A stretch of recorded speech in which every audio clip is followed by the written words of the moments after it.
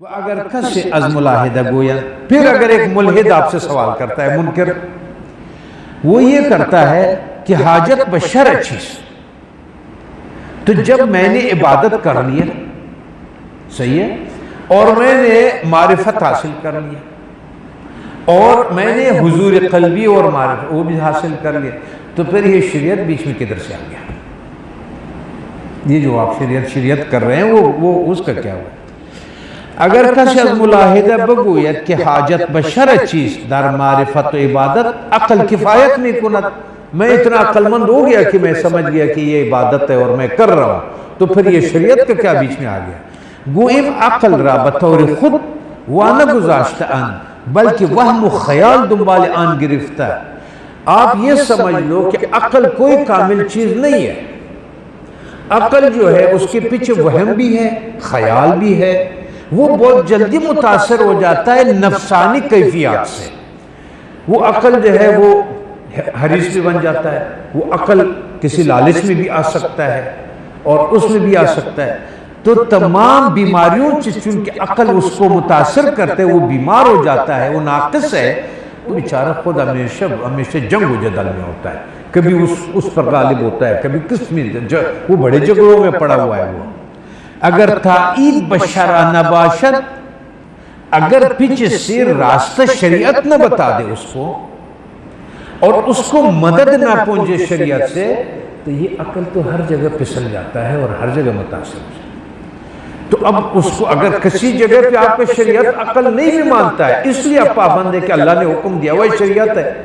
اس کے آپ کے عقل اس کے دور رس اثرات تک پہنچتے کہ نہیں پہنچتے، لیکن آپ اس بات کی پابند ہے کہ آپ نے عبادت میں شریعت کی پابندی کرنا ہے، تو آپ اس لیے کہ آپ کے عقل اتنا نہیں پہنچ سکتا ہے کہ اپنے اس چیز کو قائم رکھ سکے جو حق ہے اور اس پر کا از ادراک اکثر امور، وہ بیچارہ تمام مسائل کو درک نہیں کر سکتا، متعلقہ معرفت و عبادت عاجز آیا، وہ جب تھوڑا عبادت کرے گا، تھوڑے سے معرفت حاصل کر لے گا، تو یہ تھک جاتا ہے، پھر پریشان ہو جاتا ہے، پھر اس کو ایک راستہ چاہیے کہ اس کو نمایاں ہو، بھائی یہ راستہ ہے، تم نے اس پہ چلنا ہے، تاکہ یہ اپنے سے راستہ نہ نکالے اور حقیقت کا راستہ گم نہ کر دے۔ پس عقل بمنزل بصارت، آپ اس کا دوسرا مثال دو کہ اب عقل ایسا ہے جیسے آپ کی آنکھیں ہیں، آنکھ ہے، اور شریعت بمرتبہ آفتاب سورج ہے، اگر آپ کی آنکھیں ہیں لیکن تب اندھیرا ہے، تو آپ کی آنکھیں کن چیزوں کو دیکھ سکتا ہے؟ آپ جب تک روشنی نہ ہو، یہی آنکھیں آپ کے پاس ہے، رات کے اندھیرے میں آپ ہر جگہ روشنی پہلے بیچتے پھر آپ اس کے پیچھے چلتے۔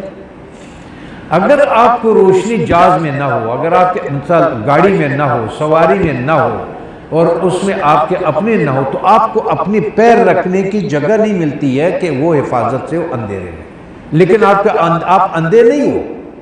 آپ کے پاس بینائی ہے لیکن روشنی کی ضرورت ہو۔ تو ہمارا عقل ایسا سمجھو کہ یہ ہمارے آنکھیں ہیں، اور شریعت جو ہے وہ روشنی ہے کہ آپ کو بتاتا ہے کہ یہ ہے اور یہ ہے۔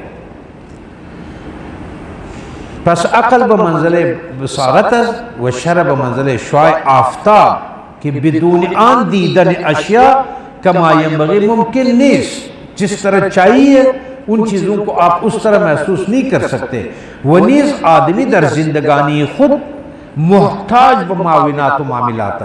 اور یہ بھی آپ کو پتہ ہے کہ انسان ہر قدم میں